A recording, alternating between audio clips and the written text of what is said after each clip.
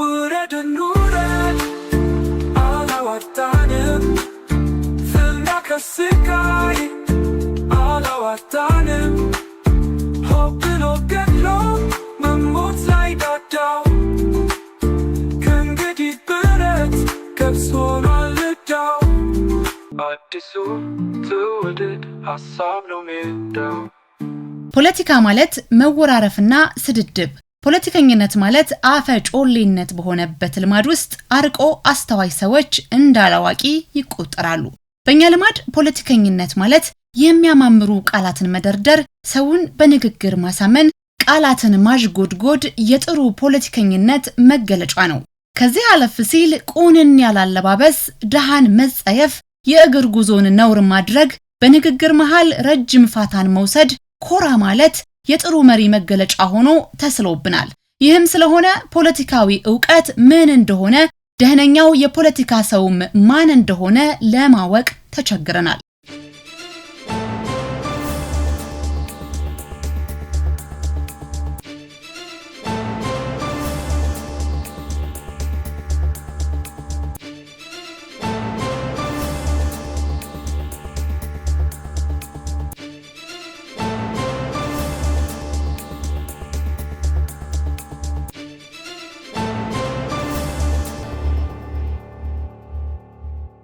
ዛሬ ዓመታትን ወደ ኋላና ወደፊት የመላለስን ፖለቲካዊ ዕውቀት፣ ብቁ ተንታኝነት፣ ዙሪያ ገብ አሰላሳይነትን እናያለን። አስቀድመን ይሄንን እንጠይቅ። አሜሪካ ወደ ቬንዙዌላ ሰተት ብላ ገብታ የሀገርን ፕሬዝዳንት አንጠልጥላ የምትወስድበት ጊዜ ይመጣል ብለን አስበን እናውቃለን?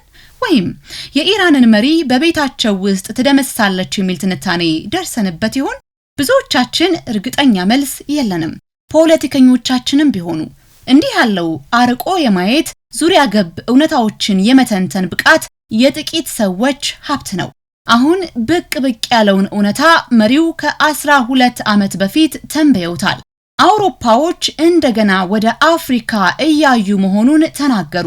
ይሄ እይታቸው ታዲያ የመተባበር ሳይሆን የመዋጥ ፍላጎትን ያማከለ እንደሆነ ይናገራሉ።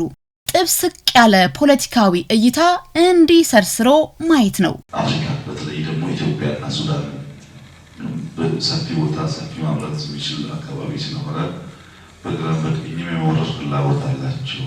መካከለኛው ምስራቅ ላይ የሚጮህ አንድ ጥይት በእኔ ሀገር እንዴት ያለ ተጽዕኖ ሊኖረው ይችላል የሚለውን መመርመር የአዋቂ ትንታኔ ነው።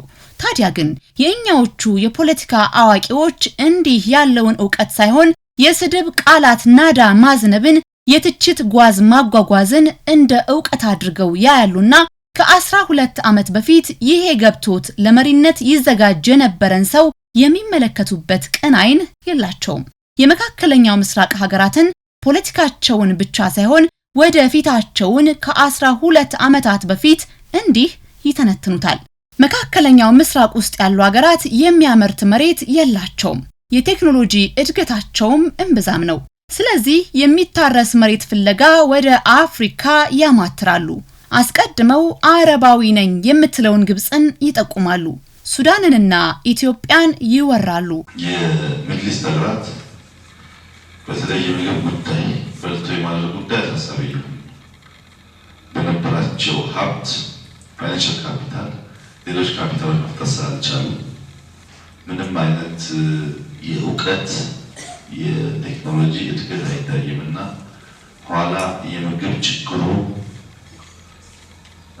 ግብጽ ተጠቅሞ ቢሆን አፍሪካ በተለይ ደግሞ ኢትዮጵያና ሱዳን በሰፊ ቦታ ሰፊ ማምረት የሚችል አካባቢ ስለሆነ በግራም በቀኝም የመውረር ፍላጎት አላቸው። የመካከለኛው ምስራቅ ሀገራት ግብጽን ተጠቅመው ሱዳንና ኢትዮጵያን ይወራሉ ሲባል ድኩም ፖለቲከኛ አካላዊ ወረራን ይጠብቅ ይሆናል። ነገሩ ግን እንደዚያ እንደማይሆን መሪው ይናገራሉ። ሰፋፊ የእርሻ መሬቶችን ለመያዝ የሚያስችላቸውን ከፍተኛ ገንዘብ ያፈሳሉ። ጎን ለጎንም አክራሪዎችን እየፈጠሩ ወይም እየደገፉ በሃይማኖት ስም ይመጣሉ። ይህም የተረጋጋ መንግስት እንዳይኖር በውስጥ ጉዳያችንም ላይ ቀጥተኛ ተዋናይ ለመሆን የሚያግዛቸው ይሆናል።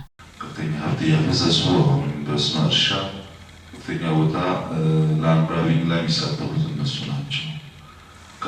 አካባቢ ከኢንዲያ አካባቢ ያለው ኢንቨስተርም እዛው ፋይናንሰሮቹ እነሱ ናቸው የሚል ወደፊት ምንድነው የዚህ አካባቢ ነገር አንወረርም ወይ የሚል ከዚህ ጋር ያይዘው ሁሉም ነገሮች እና አክራሪነትን እየተጠናከረ በመምጣቱ አክራሪነት ሽፋን ነው ዋና ፍላጎቱ ግን መሬት ነው የሚሉ ተንታኞች አሉ። ከ17 ዓመት በፊት ተመልሰን የመሪውን ንግግሮች ብንቃኝ በሳልና ሁለገብ ትንታኔን የያዘ ነው። እንደገና ወደ 12 ዓመት ብንመለስ አስቀድመው የተናገሩትን የሚያጸና ሌላ ትንተና ሲጨምሩበት እናያለን። እንደገናም መሪ ወደ ሆኑበት ዘመን ብንመለስ ቀድመው በገነቡት ትንታኔ ላይ ታካይ ትንታኔን እንጂ መዛነፍን አናይባቸውም። ታዲያ ይህ ትንታኔ እንዲያው ዝም ብሎ ንድፈ ሐሳባዊ አይደለም። ይልቁንም በተግባር የሚገለጽ በስራ የሚታይ ዝግጅትን ምላሽንና እምርታን የያዘ እንጂ። እንዲህ ይላሉ መሪው። በአፍሪካ ቀጠናዎች ማለትም በደቡባዊ አፍሪካ ደቡብ አፍሪካ፣ በምዕራባዊ አፍሪካ ናይጄሪያ፣ በሰሜናዊ አፍሪካ ግብጽ ተደማጭ ኃይል አላቸው። በየቀጠናቸውም ወሳኝ ኃይሎች መሆናቸውን አስመስክረዋል። ወደ ምስራቅ አፍሪካ ስንመጣ ግን እርስ በርሱ የተዛዘለ እንጂ ጎልቶ የወጣ ኃያል የለም ይላሉ። ፖለቲካል ስታቢሊቲ እዚህ አካባቢ እየጠፋ ያለው ጎርፍ አዘስተ የለም ነው። ወይም ሳውዝ አፍሪካ ያለው ዌስት ናይጄሪያ ያለች ኖርዝም ግብጽ በዛ ትታያለች እና እዚህ ኢስት እና ሴንትራል አካባቢ አለየለትም። የኢትዮጵያ ነገርም ለይቶለት እንደ አለቃ መታየት አልጀመረችም። ይህ ነው ጸቡን ያበዛው። ቦትስዋናን ደቡብ አፍሪካ የምታዝበት ልክ ኢትዮጵያ ጅቡቲን አታዝም ብለው የሚያስቡ ፖለቲከኞች አሉና በምስራቅ አፍሪካ ኃያል አለመኖሩ ቀጠናውን ሌሎች ባዕዳን እንዲፈነጩበት እድል የሚከፍት ነው። ስለዚህም ነው የመካከለኛው ምስራቅ ሀገራት ግብጽን ተጠቅመው ሱዳንንና ኢትዮጵያን ሊወሩ ይችላሉ የሚለው መላምት ውሃ የሚቋጥር የሆነው። እዚህ ጋር ሁለት አማራጮች ይኖራሉ። አንደኛው ባዕዳን ይሄንን ቀጠና እንደፈለጉ እንዲፈነጩበት ፈቅዶ እንደማንኛውም የአፍሪካ ቀንድ ሀገር በለሆሳስ መኖር። ሁለተኛው ምርጫ ደግሞ ይህችን ትልቅ ህዝብ ያላት ትልቅ ሀገር መልሶ ትልቅ በማድረግ የቀጠናው የበላይ እንድትሆን በማድረግ በዓለም መድረክ ተደማጭ ሀገር ማድረግ። ዶክተር አብይ ሁለተኛውን ምርጫ የመረጡት ከ17 ዓመት በፊት ነው። የአውሮፓ ጉዳይ አውሮፓውያን በኢኮኖሚው የወደቁ መሆናቸው ባክ ክሪቲሳይዝ ያደርጋሉ። አባቶቻችን ትክክል ነበሩ። አፍሪካ ላይ የነበረን ኢኮኖሚ ጃዘብና ብሎ አታለውናል እና ያንን ኪፕ ማድረጉ አሁን ያለው የኢኮኖሚ ዲፕሬሽን እንዳይቀጥል የሚያደርገው አፍሪካ ላይ ኮንትሮላችን ቢሰፋ ነበር እና አሁንም መንገድ መፈለግ አለበት። አፍሪካን ለቆ አውሮፓ ሰርቫይቭ ማድረግ አይችልም። ኤዥያዎች በዚህ ከቀጠሉ አፍሪካም ነፃነቷን እያወጀች ከሄደች ወይም ትልቅነቷን እያረጋገጠች ከሄደች የአውሮፓ ፊት ለማኝነት ነው። ለማኝ መሆን ወይም አለመሆን መርጠን አፍሪካ ላይ ቁጥጥራችን ማጠናከር አለብን የሚል ነገር አላቸውና ነው ከኤዥያዎቹ ጋር የመለማመጥና መደራደር አሁን መስከኛ የነበረችው አይነት እኛም ደግሞ በህግና ማስጠበቅ መቀጠል በእኛና በኤዥያ መካከል ክፍተትን ማስፋት አይነት ፍላጎቶች አሉና ይህን የአውሮፓ አጠቃላይ አቲቲዩድስ እንዴት ነው መሄድ የሚያስበው? የዚህን ዓለም አሰላለፍ ጠንቅቀው የተረዱት ዶክተር አብይ የተጠና ስራን መስራት የጀመሩት ከዓመታት በፊት ገና ለመሪነት ያሰባቸው ሳይኖር ነው። መጪው ጊዜ አካላዊ ግጭት ወሳኝ የማይሆንበት ይልቁንም የመረጃ ሙጭለፋ ዓለምን ወደ ብጥብጥ የሚወስድበት ጊዜ እንደሆነ ትንበያቸውን ያስቀምጣሉ። ሰርጀሬሽን ዋርፌር በአይቲ እየተተካ ሲመጣ ፎርስ ጀነሬሽን ዋርፌር ተወለደ። ፎርስ ጀነሬሽን ዋርፌር እነዚህ ከዚህ ቀደም መመኪያ የነበሩ የጦር መሳሪያዎች በአይቲ ሳይደገፉ ብቻቸውን ቁዝ እንዲሆኑ ያደረገ ድንጋይ እንዲሆኑ ያደረገ ብዙ ጊዜ የባህረ ሰላጤ ጦርነት እንደ ኤግዛምፕል ይነሳል። በዚህ ውጊያ የኢራቅ አጠቃላይ አንታይክራፍት የሆኑ ሚሳይሎች የጦር መሳሪያዎች የአሜሪካ ኤርክራፍት መከላከል ያልቻሉት በአይቲ አማካኝነት ተሽመድለው ሽባስበው ስለዚህ አዘኢድ ትልቅ የጦር መሳሪያ መታጠቅ ወይም ማምረት ሳይሆን አይቲ ላይ ኬፕብል መሆን በጦርነት አሸናፊነት የሚያረጋግጥበት ዘመን ስለነበረ ፎርዝ ጄኔሬሽን ዋርፌር ወይም አይቲ ማራሽ ዋርፌር ተብሎ ይወሰዳል። ይህ የመረጃ ሙጭለፋ መንግስታትን ብቻ ሳይሆን ሀገራትንም እንደፈለጉ ለማሽከርከር የሚረዳ ነው።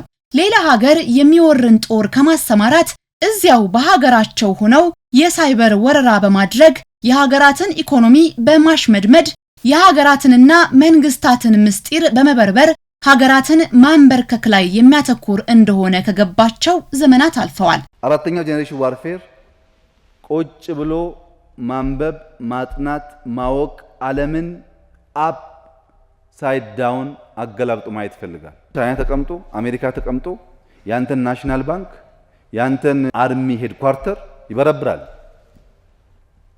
በፍጹም በግንባር አይደለም ይዋጋው፣ አይተኩስብህም። በጭንቅላት ነው የሚዋጋው። ዳታን ማኒፑሌት የሚያደርገው መረጃህን ይወስዳል። ፋይናንሻል ሲስተምን ዲክላይን ያደርጋል። የፓወር ሲስተምን ዲክላይን ያደርጋል። ቴሌኮምን ዲክላይን ያደርጋል። ሃክ አድርጎ አታክ ማድረግ በኢትዮጵያ ውስጥ ያለው የመብራት ስርጭት ዳውን ማድረግ ይችላል። ቪዛ አልጠየቀም። በኢሚግሬሽን ፖሊሲ አትይዘውም። ፊዚካሊ አልመጣም። በከስተም ፖሊሲ አትይዘውም። ፕሪአታኩ እንደ ፊዚካል አታክ መረጃ ሰብስበህ አናላይዝ አድርገህ የምታውቀው ጉዳይ አይደለም። በአፋዊ ትንታኔ ብቻ አልቆሙም። ይልቁንም ክፍት ሆኖ ማንም እንደፈለገ ይገባ ይወጣበት የነበረውን የኢትዮጵያ የውጭ ጉዳይ ስርዓት ዲጂታላይዝድ እንዲሆንና ማንም ጣልቃ ገብቶ እንዳይበረብር የሚያስችል ስርዓት ሰሩ። በዚህ ብቻ አልቆመም።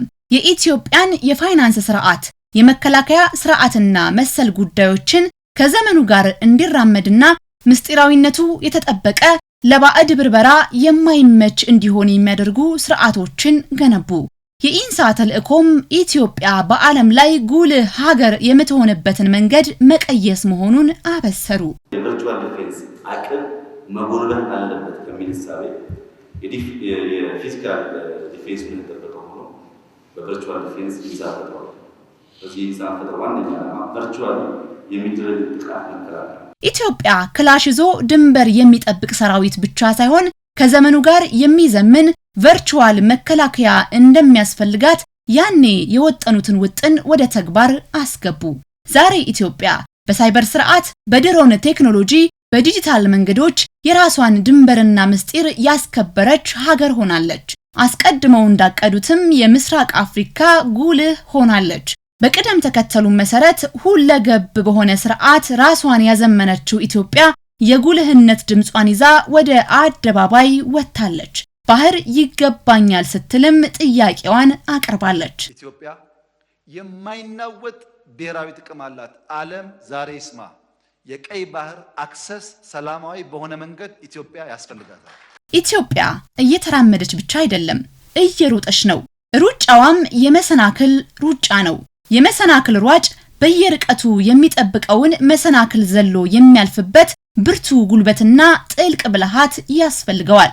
መሪው ይህንን ያሰቡት ከ18 ዓመት በፊት ነው።